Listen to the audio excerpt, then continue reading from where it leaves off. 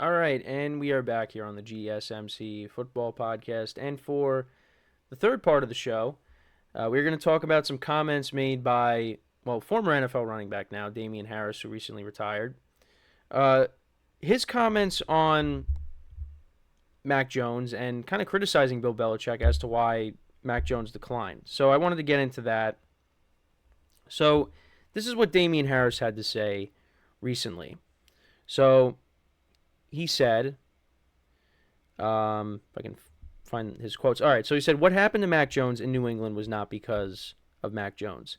He says, "What happened in New England to Mac Jones was because of the fact you took away an offensive coordinator who coached him to be a Pro Bowler and almost coached us to winning our division with a rookie quarterback."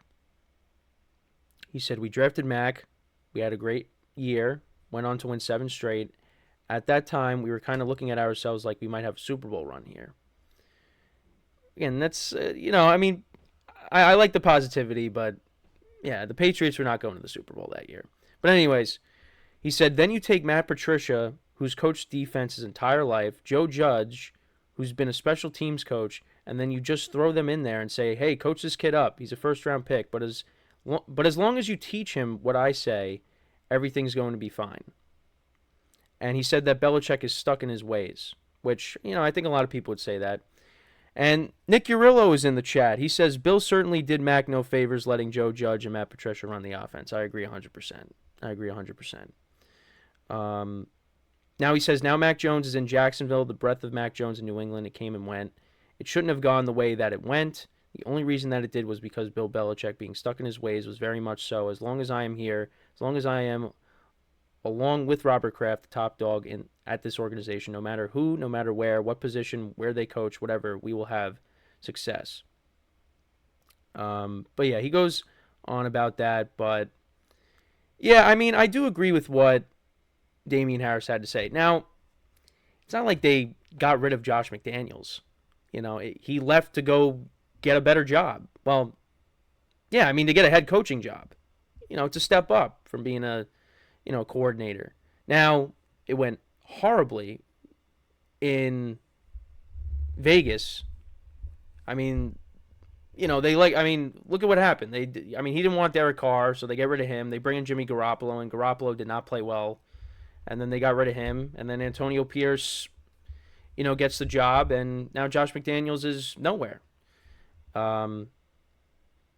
So yeah, it's not like Bill Belichick was like, "All right, we're getting rid of you." No, he left. Now, I can't defend what he did after that because, yeah, you're bringing in Matt Patricia and Joe Judge, two guys that, yes, they got head coaching experience. Patricia left to go coach, the Lions, and that didn't go well. And Joe Judge went and coached for the Giants, and that didn't go well. So he's like, you know what? I'm going to bring these guys back, and I'm going to show you that they can run an offense.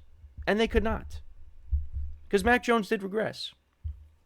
And then they tried to bring in Bill O'Brien, and that didn't really work out either. And Mac Jones ended up getting benched a couple times. And you had Bailey Zappi playing. And yeah, now he's with Jacksonville. Now he's a backup quarterback. But yeah, if you go back to 2021, again, it's not like, Mac Jones had this incredible year. Yeah, he was a Pro Bowler, but again, it's also because, the guys that usually are elected to the Pro Bowl don't go to the Pro Bowl. We never really see. Yes, we do see some of the top guys go to the Pro Bowl, but, a couple of years ago, Tyler Huntley was a Pro Bowl quarterback. So how, you can't really. But again, it's Damian Harris defending one of his guys, so I understand that. So, Mac Jones back in 2021. 3,800 yards passing, 22 touchdowns, 13 interceptions, and a 92.5 rating. That's good. But then, yeah, the regression, it just went south after that. He just missed the 3,000-yard mark, 2,997 passing yards, 14 touchdowns, 11 interceptions, 84.8 rating. And then the rating goes down even more. And the passing yards, the touchdowns, they go down. He had 10 touchdowns last year, 2,120 yards passing, 12 interceptions, and a 77 rating. And the other thing, too, is, and I've said this a bunch of times as well, look at the talent that the Patriots brought in. They never really had a true number one wide receiver. I mean, you had Kendrick Bourne, who, I mean, he turned out to be their best receiver, I guess. I mean, you know, you brought in Hunter Henry and Juju Smith-Schuster they brought in last year.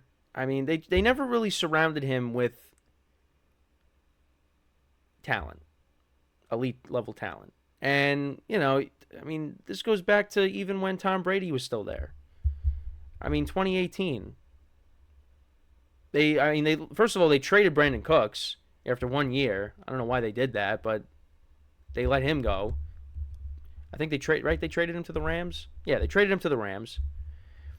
You know, 2019, you drafted N'Keal Harry, and DK Metcalf was still there. So, you know, Brady had to throw to N'Keal Harry, and you know, they went out and they got Mohamed Sanu, who was, you know, kind of washed up at that point. And you still had Julian Edelman, but Julian Edelman wasn't the same player. Gronk retired, so then you had Benjamin Watson playing tight end. I mean, they had him. They had, I think, Matt Lacoste, and it was not a good tight end room for the Patriots that year. But then, you know, Brady went to Tampa, and, you know, we all know what happened after that. But this is about Mac Jones. Yeah, they just never really surrounded Mac Jones with a lot of talent. I think they also brought in Nelson Aguilar, who's been a better player since, you know, that rookie season with the Eagles, and Eagles fans were just done with him. But, hey, Nelson Aguilar is a Super Bowl champion. Remember that. All right? I try to forget because, you know, being a Giant fan. But, yeah, they never really have surrounded Mac Jones. They never surrounded him with talent. And that combined with the constant changes with coordinators, yeah, I mean, yeah, you could kind of blame Belichick in that respect. Now, how do I feel about Mac Jones? I don't really think he's that good. Even when he won that Pro Bowl. I mean, I thought he was decent, but, you know, I was not ranting and raving like some of these, you know, these fans of him, the Patriot fans, because there were some Patriot fans that thought, oh, this is going to be the next Brady, and, you know, even some people on TV thought that, you know, he could be the next great quarterback for the Patriots. I just really didn't see it. Now, maybe he gets another shot elsewhere. I mean, I mean, there's not going to be a quarterback battle in Jacksonville. I mean, this is Trevor Lawrence's team. But, you know, maybe he gets another chance somewhere else and he can prove himself. But, yeah, I just never really thought, like, even during his Pro Bowl season, I mean, where would you have ranked him? It's not top 10, not top 15. Maybe he's in the top 20. But, yeah, I never really thought he was that good. I thought he was okay. But again, you could also say, well, they never surrounded him with talent, and you're right. And I could make a comparison to a guy that's, you know, still with the Giants, and that's Daniel Jones. We have never really seen Daniel Jones with elite level talent around him to see what he could do. We haven't seen that, and we probably won't see that. But I don't know. But I understand where Damien Harris is coming from, and, you know, that's his teammate. So, yeah, I mean, you're going to have guys that are going to come out and defend, you know, their guys. And then there's going to be other teammates that aren't going to be like that. Because there's probably teammates out there that don't like Mac Jones. And they aren't going to come to his defense. But I do agree with Damien Harris. However, I mean, talking about making a Super Bowl run, I think actually at one point during 2021, the Patriots were the number one seed. And I was like, oh, their defense is playing really well. They're blowing out teams. Yeah, they blew out, they blew out the Titans that year. They blew out the Browns.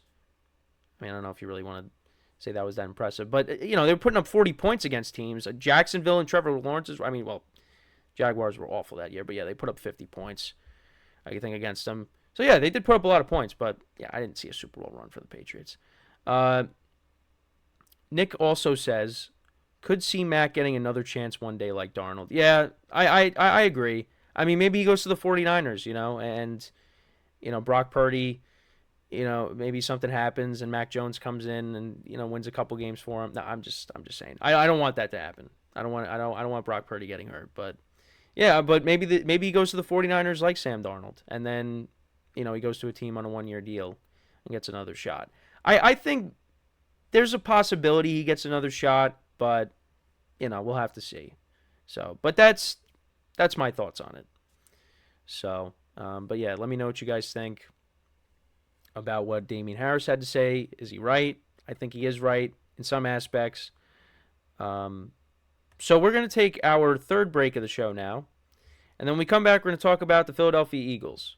So we'll talk about Jalen Hurts, some of his comments about the offense, and kind of go through, Kellen Moore and how some of his offenses have done in the past, because he was the offensive coordinator of the Cowboys, then he was with the Chargers. So we'll get into all that when we come back from our third break of the show. So with that being said, stick around, and we'll be right back here on the GSMC Football Podcast.